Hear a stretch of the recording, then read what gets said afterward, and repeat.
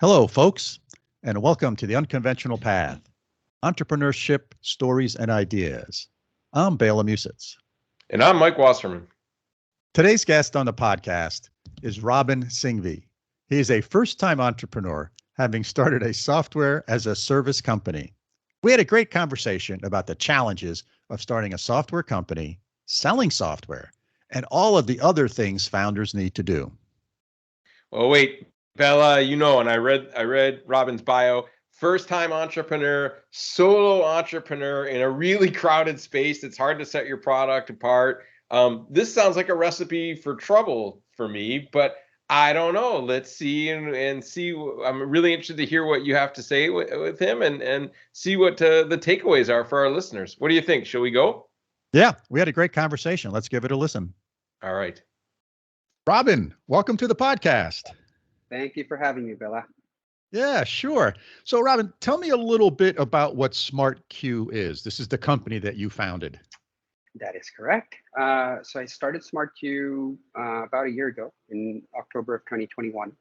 And SmartCue, essentially, its core function is to allow enterprise software sales teams to create personalized product demo libraries with the objective of helping sales teams close their deals faster, right? So the idea being that when you're showcasing your product to your prospect, it's not simply you showing, the 100 features that your product has, but the prospect has come to you with a specific problem or a need. And your job as a good salesman or saleswoman is to show them just what they want to see and how parts of your product, perhaps just 10% of your product, actually solve for their prospects, for the prospects' problems or needs, right? Yes. And the way you do that, especially if you're selling enterprise software, you have a ton of different features, modules, is you want to have a library of demos that as a sales rep, you can refer to and lean on depending on who your buyer is or who you're speaking with, so that you can actually get the prospect to the aha moment faster. And that's the problem that SmartCue is intending to solve. Very good. Having been in the venture capital business for a good number of years and having made some investments in SaaS enterprise companies, I understand the pain that the sales process has. Yes. It's often long. It's a long sales cycle typically. And oftentimes there's a trial involved. And it's understandably so, because lots of times these decisions that your customer is making, if your product doesn't work for them, they're shut down, right? They have to close the doors until the problem gets fixed. Yes. So these are really critical decisions. So being able to have a good set of tools for the sales team to be able to use to get people over that threshold to say, okay, let's go to the next step, I think is really critical. So what sort of inspired you to start this business? Yeah, so Bella, I lived this problem, right? So I spent about 10 plus years as part of various startups, and we used to sell to enterprises, right? We used to sell complex health tech products to other enterprises.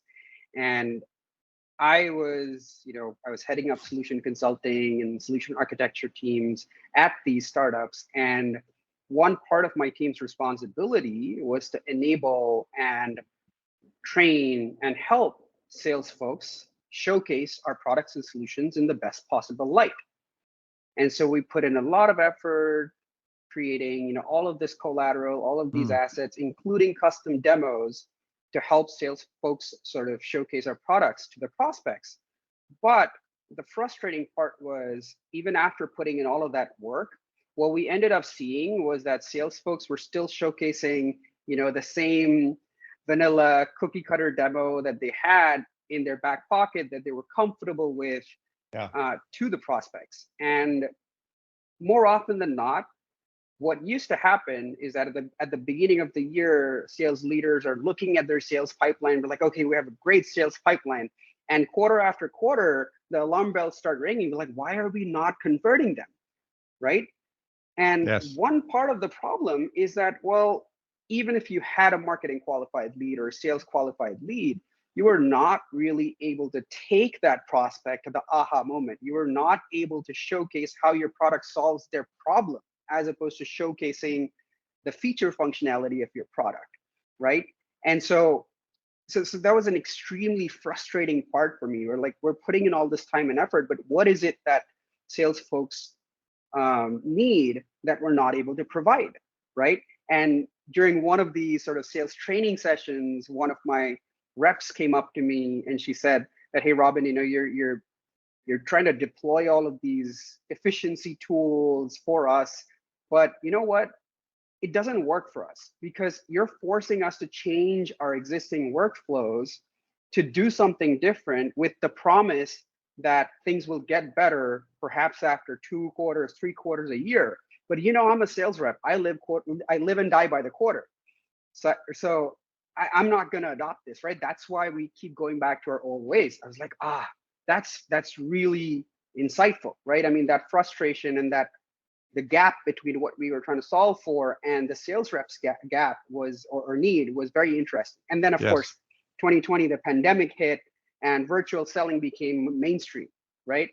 Now, instead of being able to build a great rapport with your prospect, being able to use your charm and charisma to perhaps push the deal over the line, you unfortunately have this cold, impersonal Zoom window, right, on your laptop, through which you have to now convince the prospect that you're the right solution for them.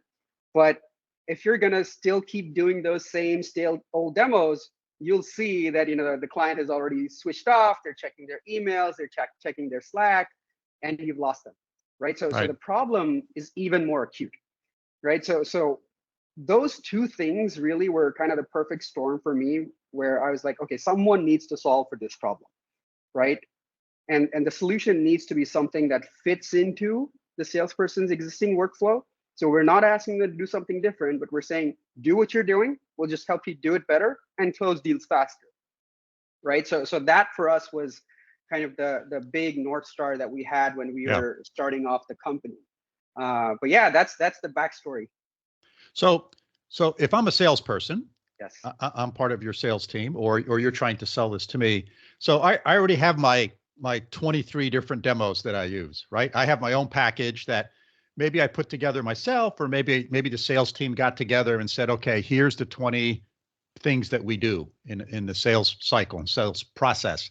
How is SmartCue going to be different than that? How is SmartCue going to make that better? Can you give me some specific examples? Yes, that's a great question, Bela. So let's break that down, right? So one is, as a sales rep, you definitely, if you're a good sales rep, you have your notepads, or perhaps you have a Word document or an Excel file or a PowerPoint with screenshots and your copy running on another screen. That's a great thing. But when you really think about it, especially in today's world, when we're in the agile era of software development, your product's changing perhaps every 2, 4, 6 weeks. Yeah. And your messaging perhaps is changing every quarter. How you message, what resonates the best with prospects and customers. And what happens because of that is that no matter how good you are, or no matter how diligent you are, a lot of the times your notes, your demo starts to have some dissonance when it comes to where your product currently is, how you're supposed to be messaging it, and what you're showcasing, right? And then finally, the things that you're doing now are mostly manual, right? Or they live off in a separate system, in a CMS system, or perhaps a learning management system, or perhaps you have videos. But when you're doing a live demo, you don't necessarily have an assistant that is queuing you up at the right time, indicating or nudging you to say the right things, right, and message a specific feature in a certain way, which demonstrates the value proposition of that feature or module for the prospect's pain point, right? So removing that manual effort or mitigating it, right, is key, right? Yeah. So those are a few things that we solve for, and the way we do that is we take all of your demos or library of demos that you have in whatever form that you do, We Yes. configure them, or we help you configure them inside of SmartCue. And then SmartCue essentially just runs as a Chrome extension on the presenter side and only visible to the presenter. And you do your product demo like you normally would. And SmartCue will contextually understand where you are. And based on the prospect that you're speaking with, will give you the right cue, visual and textual, that, hey, you know what, since you're speaking to the VP of finance at this type of company, if you message this feature in this particular way, that buyer will resonate a lot more, right? And you want to do it differently for different buyer personas, use cases, industries. So that's what we enable, right? And then the flip side of the problem is that it's great that the reps can do that, right? But also there's a lot of effort and time and resources that go into building, editing, and maintaining and updating all of these libraries, right? Sure. And solution consulting teams, product marketing teams, what have you, they're the ones responsible to do it. With SmartCue, we also try and really compress that time and effort that is required by those teams to create, update, and maintain these demo libraries, right? It literally is, literally going into your library, opening up a specific demo, clicking on a few steps which are not relevant, removing them, adding a few new ones that are now relevant. And as soon as you hit save, your entire sales team now has access to the latest and greatest product demo and the messaging that the leadership and the team envisions for the sales team and how they should sell it. Very nice. Very nice. So let's talk a little bit about, because this podcast pretty much focused on entrepreneurship and people who start businesses. That's our primary listener group. So let's talk a little bit about you starting this business, right? It sounds like you worked in small startups before, so you know what that environment's like, and you decided to blaze out on your own. So can you talk a little bit about sort of what that decision-making process was like? Did you just wake up one morning and say, aha, I'm going to go do this? So talk to us about a little bit about that, please. Yeah, sure. The first thing I would say is that working at a startup, no matter how big or small, is completely different to having your own, right? And as a first-time founder, as a solo founder, I kind of learned those lessons as I went along, right? After I started my company. So anyone I meet right now, they're like, "Oh, I was a startup. I was at that startup very early stage, so I know everything." Yes. I'm like, do you? I don't think so, right? Yeah. So one is, it just kind of be prepared for that. Be prepared for a lot of unknowns and variables, right, in that journey.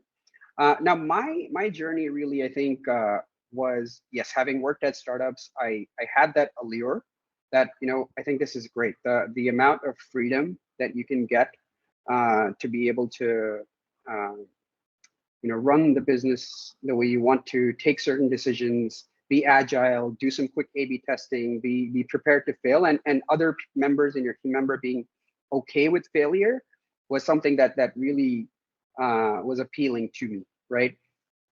In addition to that, I was lucky enough to have some really great bosses and mentors throughout my career, and who had successfully built, scaled, and exited businesses.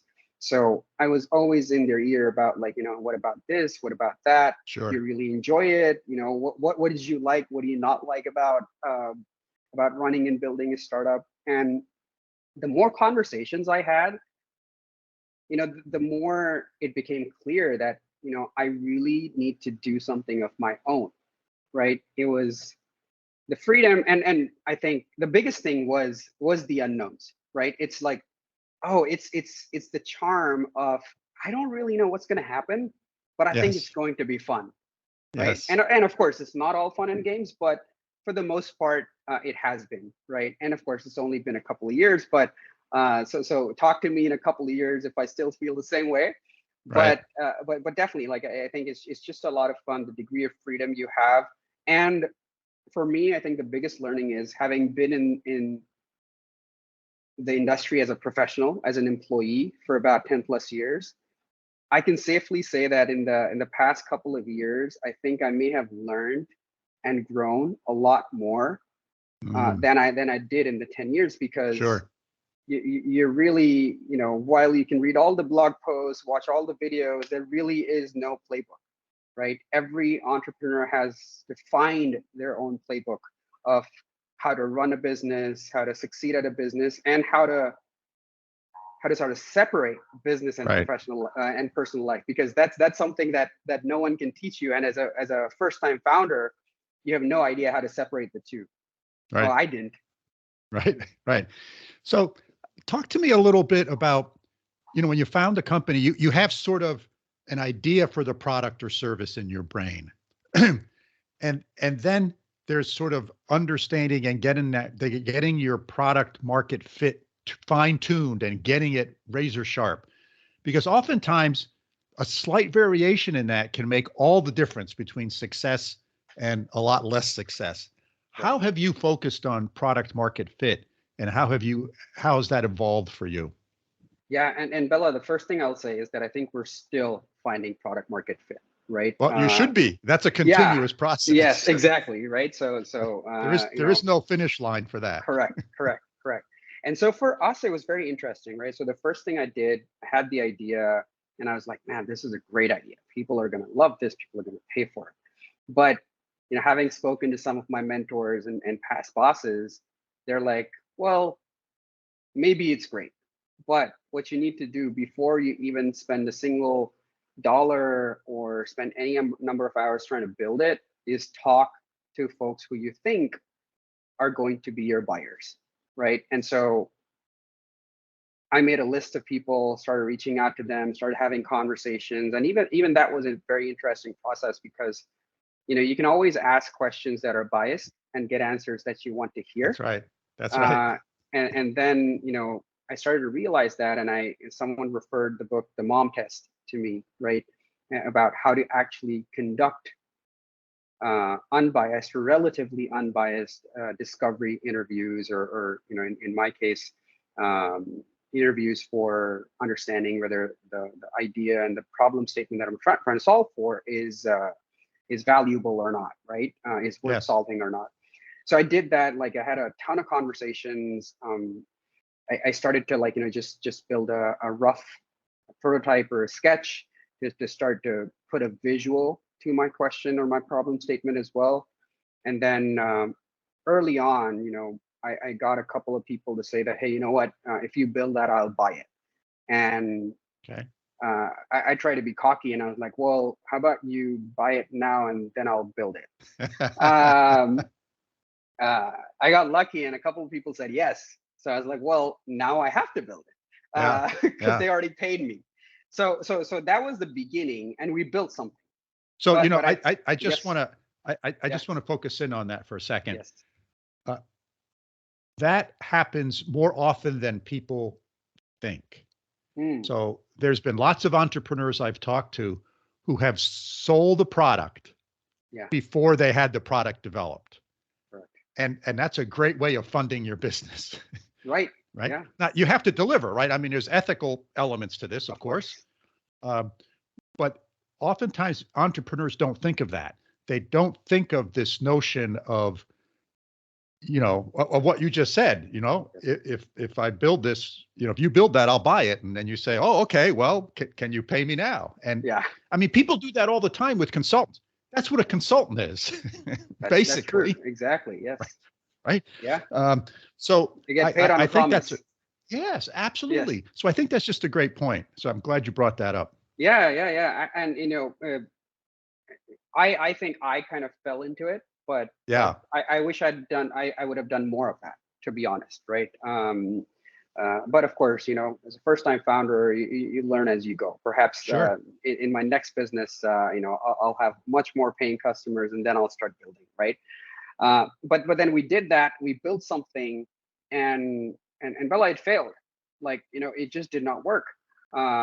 We could not fulfill on the promises of what we showed to people, that this is how it's going to work. This is how it's really going to help your sales teams. It just didn't work, right? And but I think it was great, because that learning, I think, was better than all of the conversations put together, right?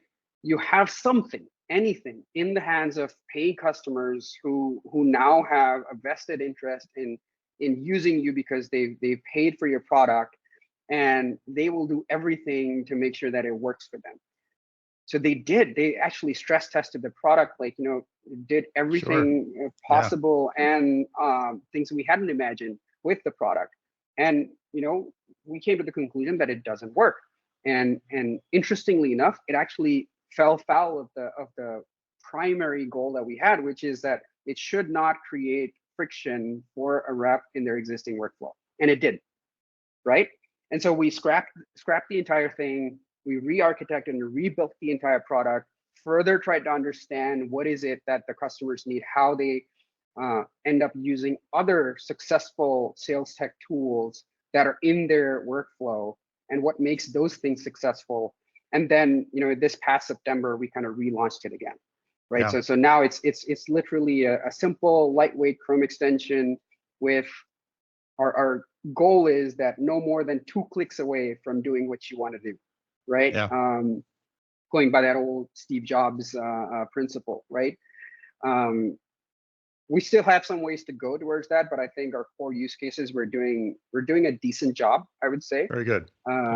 And so we did that, and then it's been 3 odd months now, and we're now seeing customers actually use it.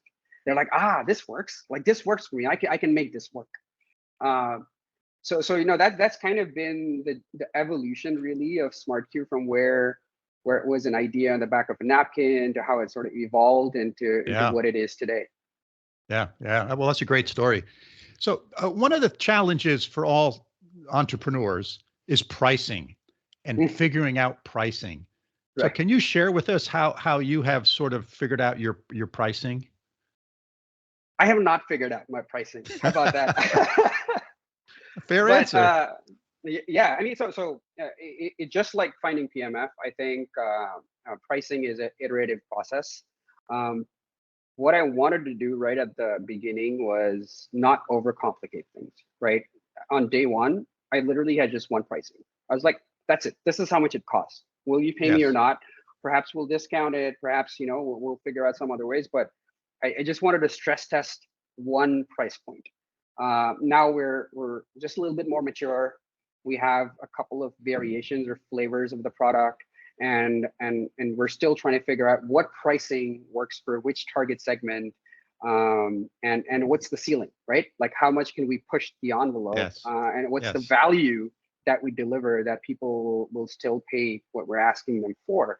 And of course, you do all the traditional things. You look at your competition, you benchmark yourself, and because we're still early enough, try and price yourself competitively, so that if you can't compete on the features of your competitors, which are obviously further ahead than you are, perhaps you can at least get your foot in the door sooner, showcase the financial advantages of going with you, and then eventually and gradually start to showcase the value that you bring. Right. Very nice. And another big challenge for entrepreneurs is hiring and finding the right employees. Yes. Can you share with us a little bit about how you think about hiring and your hiring process? Yes. And then, like, hiring is such a interesting piece of the startup puzzle, right? And I think more than anything else, that's the part that I've grown to enjoy. I never thought I would enjoy the process of hiring, but I've grown to enjoy it because, you're a lot of the times the kind of people you attract on paper are great for you, right? They're like, oh my God, this person's resume is so great. He or she's done so many great things. But then the thing I think that is really important is, I think there's a few things. One is that their sort of their attitude or psyche, right? What is it that drives a person? If it's just a paycheck, they're like, for me, it's like an automatic no, right? I'm like, of course I can't pay you what a Facebook or a Google can pay you. Like, that's a very unreasonable expectation to have. I think the second is just that, I think, self-initiative or independence, and being able to thrive in the unknown, right? Right. And I guess some people call it like your risk appetite. They're like, yeah, well, we'll figure it out. Maybe it'll work, maybe it won't, but it'll be fun, right? And I think that is the biggest thing for me when I come across people, when I talk with them, because that's why I started SmartCue. I was like, this is going to be fun. Is it going to be easy? No. Is it a sure shot? No. But I think it's going to be fun, like a lot of fun, because this I'm passionate about it. Solving this problem really motivates me, right? I wake up in the morning, I go to bed still thinking about the same thing, and I'm okay with that, right? Finding people who have that same psyche is a challenge, but a good sort of challenge to have. So like those are some of the things that I definitely look for. And then for me, it's just because I'm a solo founder, and now I have a couple of people in my team. I have like a couple of questions in my bank, which I'll like, no matter how good this person looks on paper, I'll like send that out to them, try and like, filter some people out, see if they're driven or not. But other than that, it really is a art rather than science, I think, finding and hiring the right person. Yeah. Yeah. So let me ask you another question. One of the things that I think entrepreneurs struggle with is, should I have, let me take a step back, a board of directors or a board of advisors, right? And I always think that one of the, being in the venture business in the past, you take money from a venture capitalist, you're going to have a board of directors. That's just part of the deal. And I think one of the great things about that is that as an entrepreneur, you stand up in front of that board of directors and you say, here's the things we're going to do in the next 2 months. Yes. And 2 months later, you got to stand back up in front of those board of directors and say, I told you we were going to do these things, and here's how we're doing. So I think there's value in that, whether you call it a board of advisors or board of directors, whatever. So how do you think about that? And do you have, that a board of advisors or board of directors? Yeah, I think that's a great point.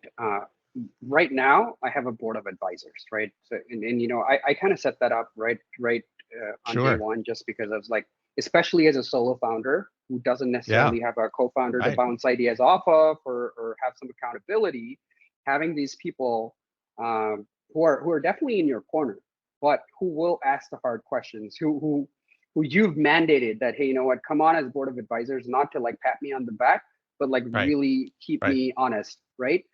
And so what I have 4 people who are on SmartCue sort of board of advisors, and I try to set up like a monthly or now a quarterly meet with them. Very nice.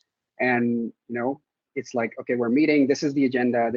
And then go through it, talk through with them, and the next quarter or the next month kind of follow up with like, what did you actually manage to achieve from here or there? I think for especially for me as a first-time founder or solo founder, that's been invaluable, right? There are a lot of times when I come out of these meetings, I'm like, oh my God, like, why am I even doing this? It seems like I'm doing everything wrong.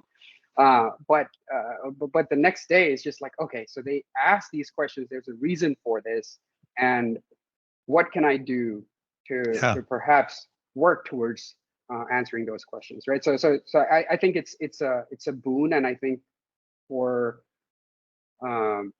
early stage startups and founders who are doing this for the first time and are solo on this journey, having this close-knit group, whether it's official board of directors or just advisors, is great. But I think you have to take the initiative as a founder to make sure that you tell them what you expect from them. Right. It's not just like, hey, I just want to. Exactly. It's not. I just don't want to put your photo up on my website, but I actually want you to add value. Right. And let me ask you another question. I think founders struggle with this as well. Do you compensate your board of advisors at all? I don't mean, if it's a personal question, you don't want to answer, that's fine. No, it's fine. I do, and I don't know if there's a right or wrong answer. But what I also know is that, for my board of advisors, what I'm compensating them with, and it's equity, not any monetary value. Even equity for them, it's not moving the needle, right? Giving them equity does not equate to them giving you time. I think that really comes from your equation and the discussion that you've had with them prior to extending that invitation to them. Sure. So yeah, I mean, I think more than the incentive or payment, I think it's more about what is your social contract with that person. Yes, and it can be one element of that contract, of that Correct. social contract. Correct. Right. Yeah. Absolutely. And it also shows to them that you're placing value on this relationship. Absolutely. Absolutely. Right? Yes. Yes. Yeah. Very Right. good. So we've been talking almost a half hour here, so I'm going to start wrapping it up. Is there anything else that I should have asked you that I didn't, that you'd like to share with our audience?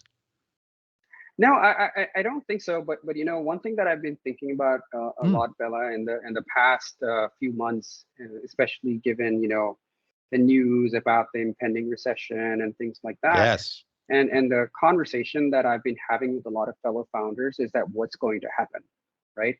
And my current conviction is that in the news you read a lot about the outliers, right? About folks who are wildly successful or are failing spectacularly, right? But it is important to stay grounded and stay on the path, right? Don't get frustrated.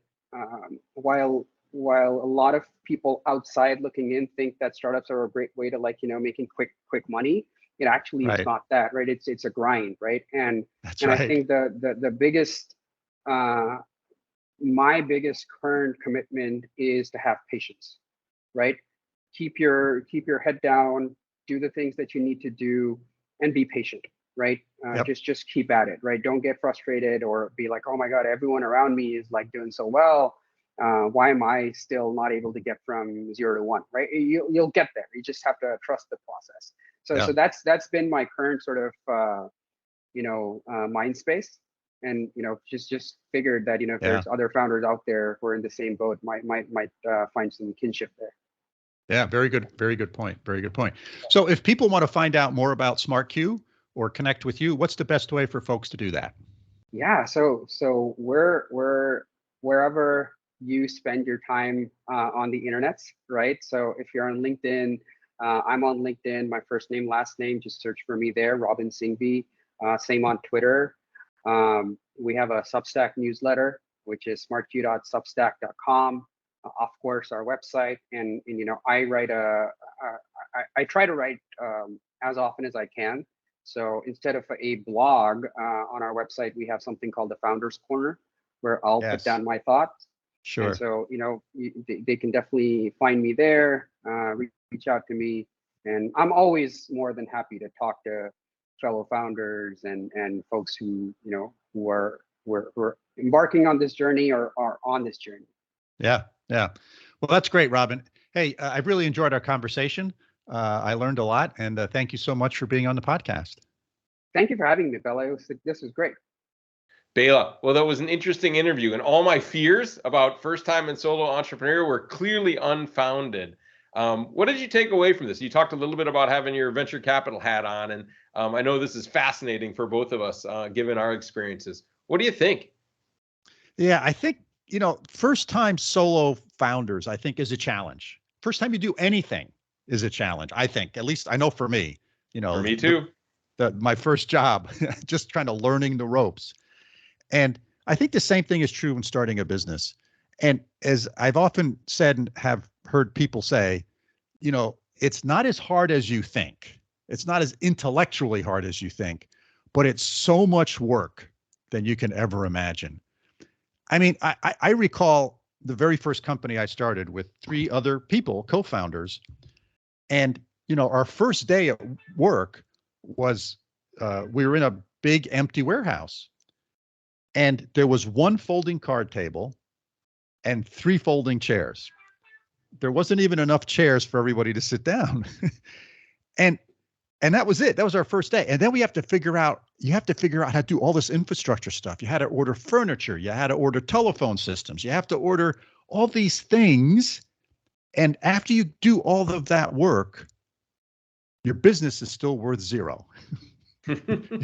You haven't made any progress, right? You haven't made any progress in the business. No sales, no customers, nothing, right? No product, nothing. Mm-hmm.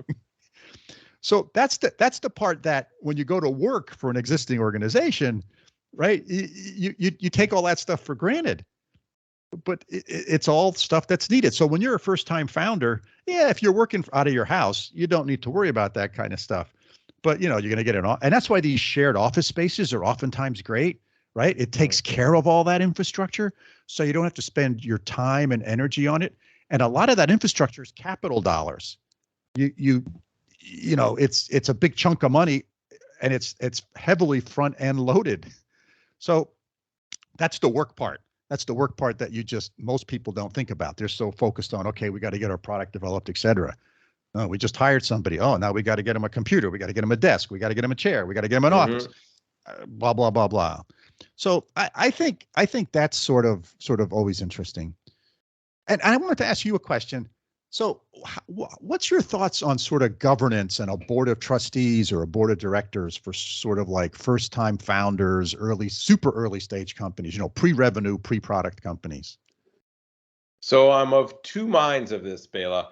So it's a great question. And on one hand, I totally agree with what you and Robin were talking about in the interview, that I think it's really important to have this idea of some smart people to bounce ideas off, preferably with some experience in the space, and this idea of accountability, I think, is always fantastic. The other thing that what you didn't emphasize, but I think is also really important, is to get you into the network that you need to make introductions, to help you identify talent. We've had a couple of guests on where we talked about the importance of talent identification and using your board for that purpose, as well, access to capital, lots of things.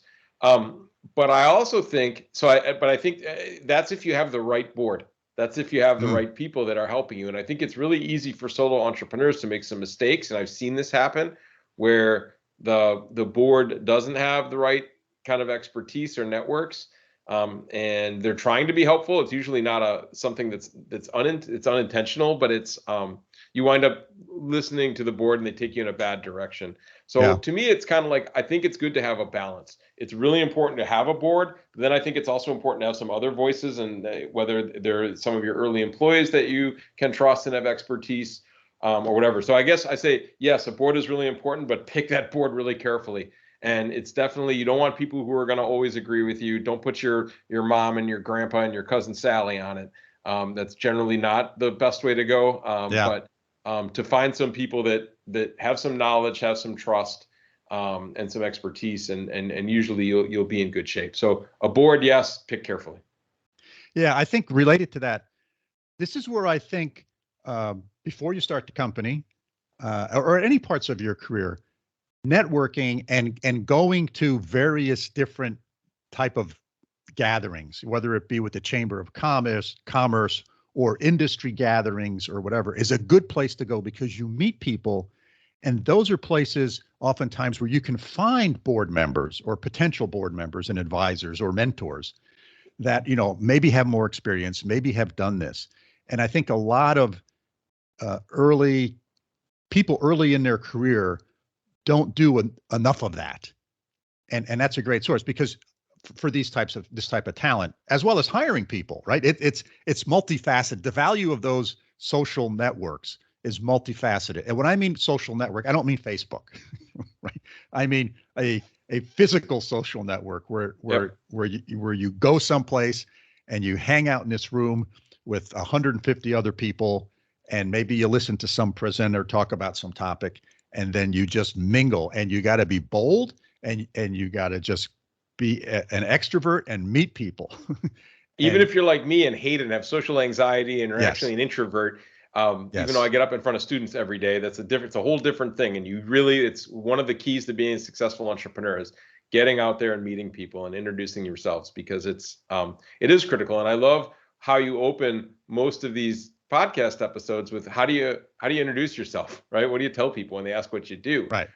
Because this is just one of those amazing skills that can open up all kinds of conversations. And I've been shocked, Bela, especially successful entrepreneurs, but in big companies too, successful people, they want to help. They're willing to help entrepreneurs get started. And compensation absolutely is important. I love the reason that you talked about, that it shows that you're putting some skin in, even if there are stock options that aren't worth anything, right? But you're saying, hey, at least I'm giving you something here. But you'll find that most people don't do it for the money. Yeah, exactly. Right. They want to give back.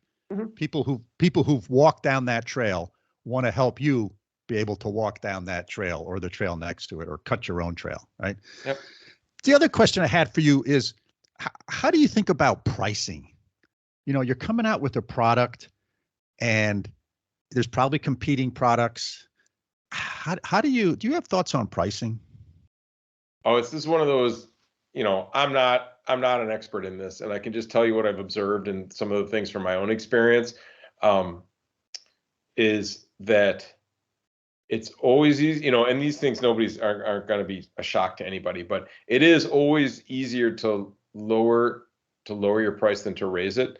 So if anything, you want to make the mistake of starting on the high end, especially if it's any kind of premium product, that perception, you don't want to necessarily be the perception of cheap. You can give discounts. You can say, look, it's Tuesday and you're our customer number 1,000 and you're getting 35% off or whatever. Go for it, right? Because then tomorrow you can be charging full price again. And you can tell that tomorrow, oh, you're the 1,001st customer and you're getting 35% off. Thank you, right? But pricing is hard. Software as a service, again, it's a subscription model. So to me, it's kind of getting this recurring, is it yearly, is it monthly, is it daily, is it weekly, getting the timing right, and giving some options on how you can pay and what you can pay, I think is always really good.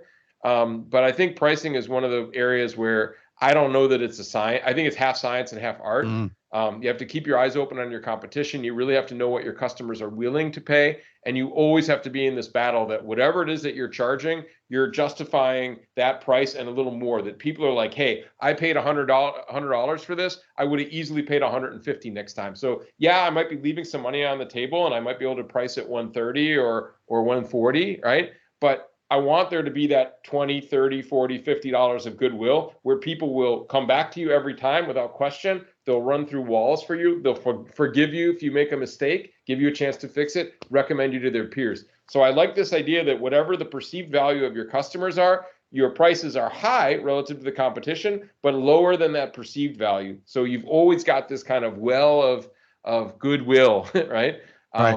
That customers are willing to pay for. I don't know. What are your thoughts? This is a place where I think your customer service completely overpowers or overrules whatever your price is. I guess my point is, if you have a low price and crappy customer service, those folks are not going to renew. And if you have a high price and crappy customer service, you're done. Because definitely done. People engage in the customer service, every day, once a week, whatever it is, but they don't engage on the pricing. And usually, for the person running the department, that's once a year when they do the budget. Mm-hmm. So I think this is where, and I agree with you that it should be about value pricing. And I'll tell you one big mistake I've seen entrepreneurs make, particularly companies that make a widget or even software products. They figure out what their cost is, they multiply it by some factor, and that's our price. Right. And I keep, no, right? This should be, you got to figure out your place in the marketplace. What's your competition? How do you stack up against them? Maybe you should charge 10 times what it cost you to make it, not 2.5. Right. Well, Apple is a great example of this, right? Apple costs so much more than the competition, but they know that they can, and they do a good job. Whether you love them or hate them, you got to admit they're priced high, and the people who love them, right? And they keep going back. And I think that's another good point. I think you want to have a consistent pricing message. Mm-hmm. You don't want to try to be Apple, for 3 months and then try to be Walmart for the next 3 months. Mm-hmm. Because that confuses the marketplace. Yeah, and the clothing business has figured this out, right? Clothing retailers, this is why the traditional department stores, one reason why they've had so much trouble is they have high list prices, and every 3 months there's a huge sale. And so they train people just to wait, right? And it's a huge mistake. And then in that time between they're waiting for the sale, they're going somewhere else to buy their clothes. They're going to Zara, they're going, right? Yeah. So. Yeah, the other observation I'll make particularly about software as a service companies and software companies in general is back in my venture days, we made some investments and the software companies landed their first customer was a really big customer, really important, a keystone customer, which is great. But then what happens is you get so engrossed in servicing that customer and making sure that customer's happy that you end up putting all your resources into that one account, because you're still a small business, and you end up not getting other customers. And so now you have this one dominant customer that's sucking up 70% of your resources. Now, maybe they're giving you 80% of your revenue, but having this diversity in customer base, I think, is really, really important. Agreed. Because you're probably going to lose that customer at some point, maybe through no fault of your own, right? They get bought, right? And everybody talks about having a diverse customer base, not relying on one customer. That's great, but be very, very careful if the first customer you land is a whale, yep. because it's really going to suck up all your resource. I'm not saying don't do it, right? But just be careful, because that whale at the surface, when that whale's floating along on the surface and you're just hooked to it and towing behind and the water's, it's fine. But once that whale dives or that whale jumps, right, you're in big trouble. Right. So it's okay to do it, but be cognizant of it, and make sure you more than double your efforts to land additional customers. Even if you have two big customers and they're each 50%, you're in a way better situation than if one customer is 80% of your revenues and you lose it. Right. Right. So those were sort of my thoughts about our conversation. I thought it was good. I really enjoyed it. Yeah, I mean, B2B is a really important market. A lot of people don't think about it. I really push my students to consider B2B when they're thinking about not only their careers, but just thinking about business problems in general. That a lot of problems that B2C you see in the B2C side that students typically gravitate to because they know it. They also have these in B2B, but there's a whole other host of problems and opportunities in the B2B space that I think are really interesting and worth thinking about. And it's a nice space to be in, whether you're an entrepreneur or somebody who's working for one of these companies that oftentimes is overlooked. So great find to talk to Robin, and I really appreciated his perspectives. And again, at the open, I said, solo entrepreneur, no partners, first time, right? The whole 9 yards, but really a great story. And thanks for sharing it with us. Yeah, it was fun.